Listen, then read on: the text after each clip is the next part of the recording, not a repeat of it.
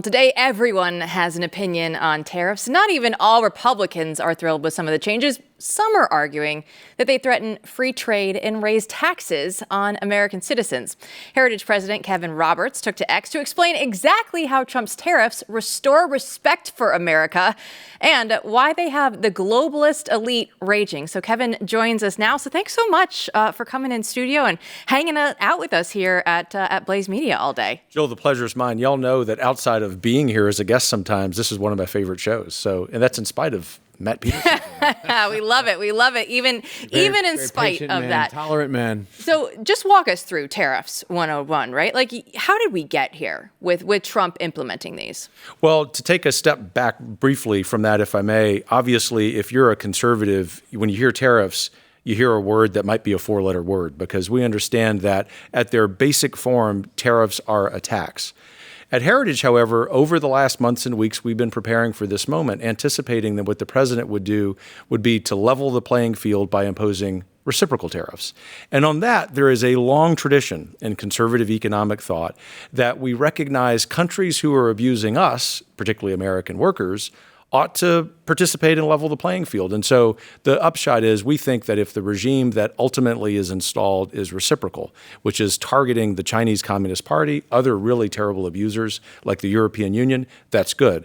Obviously, Jill, what the president decided to do is something universal, a 10% tariff on everyone. We happen to think that's likely to be modified because ultimately what we need to achieve here is to level the playing field. If that's where the administration is going, they can count on Heritage's 100% support, because we must change the economic order that has privileged elites in Brussels and New York, and it's really disadvantaged hardworking Americans.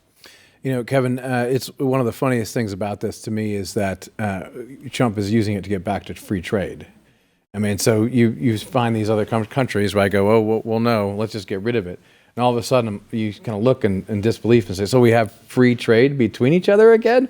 I don't hear anyone talking about it that way, but I do hear a lot of people on the right, particularly coming at Trump, and you're in the center of that. So what has it been like explaining this and sort of being out in front on this issue when it's just a knee-jerk reaction, as we were saying in the beginning of the show, in part for good reason. But, I see these people it's almost like the doctor hits the knee, right? And it goes up.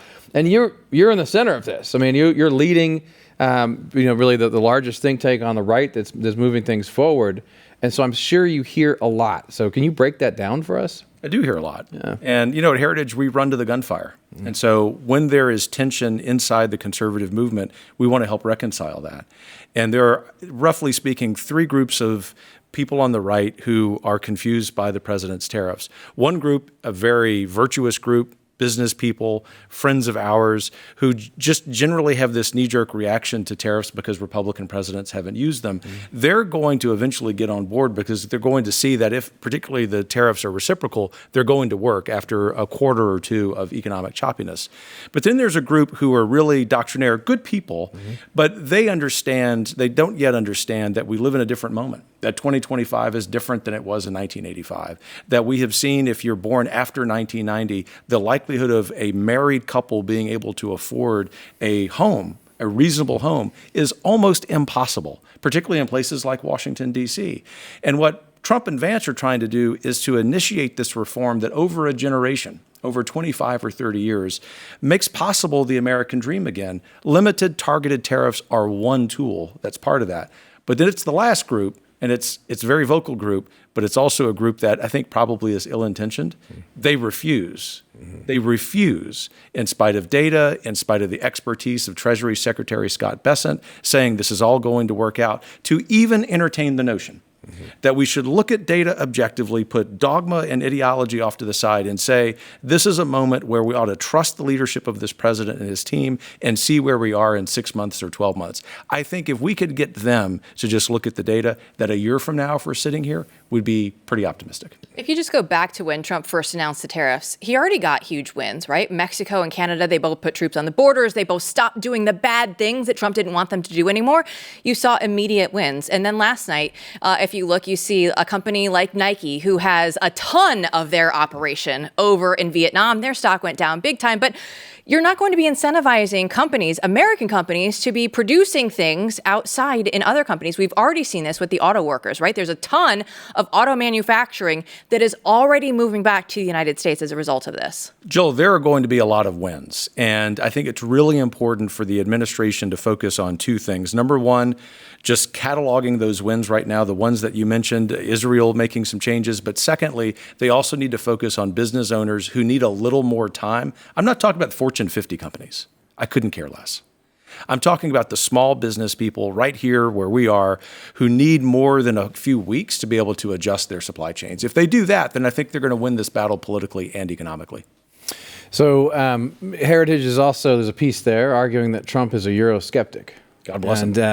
And that that's a good thing. And that's another thing that, I think has changed over time, right? Fighting the Cold War, I mean, these are our friends. There's differences, but NATO exists for a reason, and so forth and so on. And we've seen this also become a kind of a tense point sometimes on the right. But tell us more about that. Well, 3 years ago, when the Ukraine military aid package came up, which we've talked about on your show, you know that Heritage took a stand and said two things can be true at the same time. You want Ukraine to win, and this military aid package is awful. Mm-hmm. And what that did was bring into real practicality and practical terms for those of us on the right that Euroscepticism was probably what Americans needed to have. In particular, skepticism about the continental project known as the European Union. Mm-hmm. And so what has happened over time is that everything the European Union has said is false. Mm-hmm. Everything. Including on trade. I mean, I'm so proud of my Heritage colleague, Dr. Niall Gardner, who spent the day doing media talking about the EU being the biggest protectionist racket in the world, while at the same time, they decry the Trump tariffs. Mm-hmm. That's precisely the kind of hypocrisy that drives us crazy about Europe. But ultimately, the bottom line is this.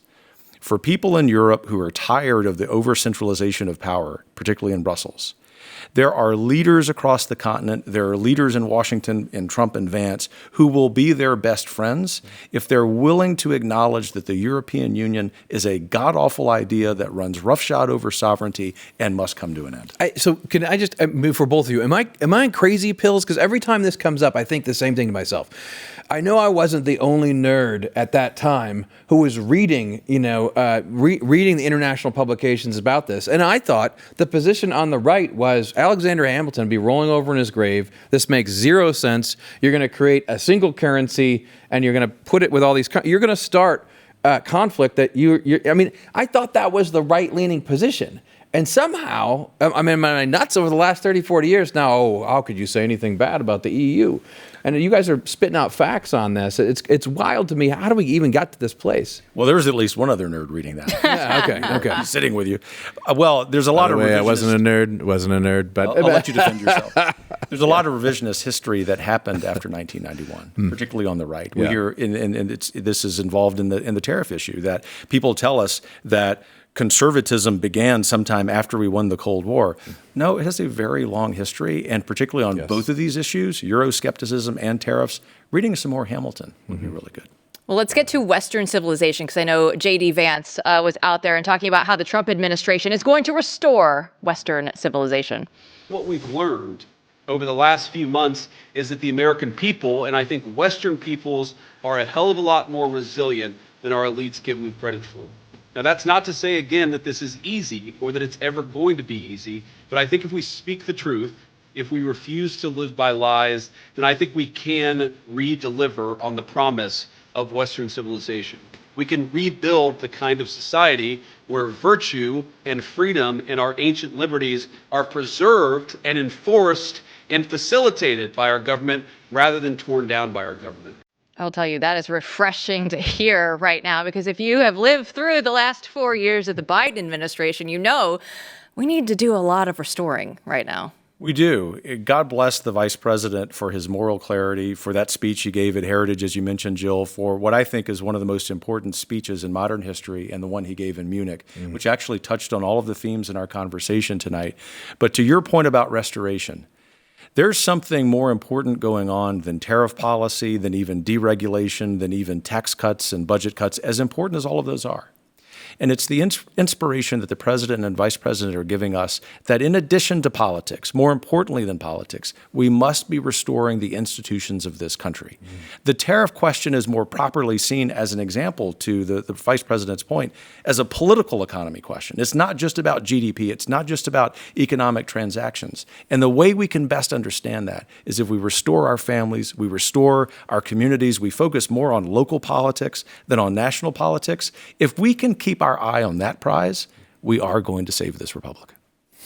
Amen to that. Well, this is also a strange space these days because politics has taken over everything, right? So, I mean, I can't come up with a better term than commercial cultural movement, which is clunky, but it shows commerce and culture are linked together. And what's interesting is your attention on that, hiring Robbie Starbucks. This guy, Starbucks is coming on, and he's been out there really slinging some arrows at these corporations, and you all are going to expand into that. It's very interesting.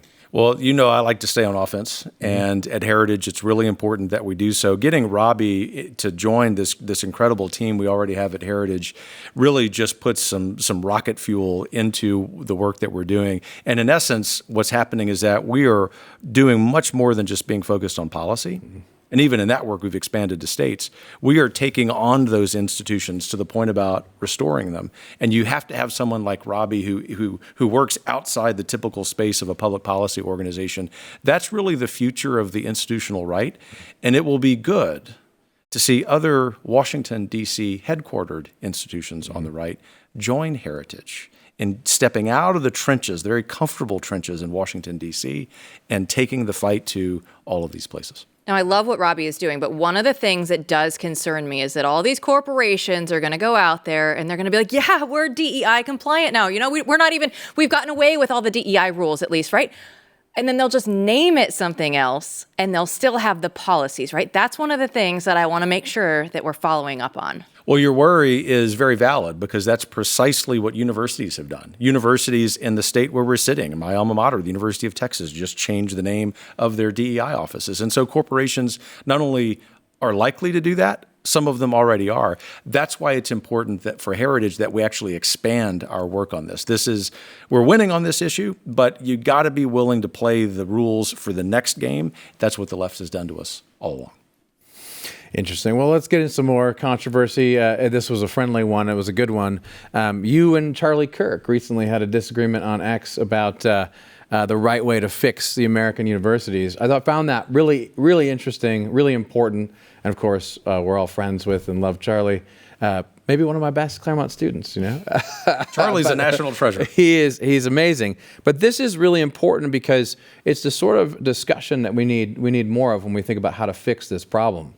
Charlie was right in defending a young man who didn't get into an Ivy League school in spite of the fact that he had stellar test scores. Yeah. And my point, acknowledging very clearly so that people wouldn't read into anything other than a difference of opinion on that, to Charlie was, you're fighting, you're playing the rules of last year's game. Which is using the standards, the SAT and the ACT, that the regime wants you to use. And if in fact you want to change this country for the better, you need to play the rules of the next game, which we get to develop, and it's actually starting new institutions with new rules of entry. And what you do is create an alternative universe, if you will, education universe. Think about Claremont, think about Hillsdale, think about Wyoming Catholic College, many other schools, where you're saying we're not even going to participate in the currency of the old way of doing things. The great news is when President Trump issued his executive order ending the Department of Education, he accelerated that fight. And it is yet another reminder of how we must wed federal public policy with the individual work we do for recreating, restoring institutions at the local level. I mean, Ivy League schools now, who needs them, right, Kevin? At this point in time, why are we spending all our money to send our kids to the Ivy Leagues anymore? Look, they only have tens of billions of dollars in their endowment. That's way too much money. We know a lot better uses for tens of billions of dollars of this country. Kevin, thanks so much for coming in. The pleasure was mine. Thanks.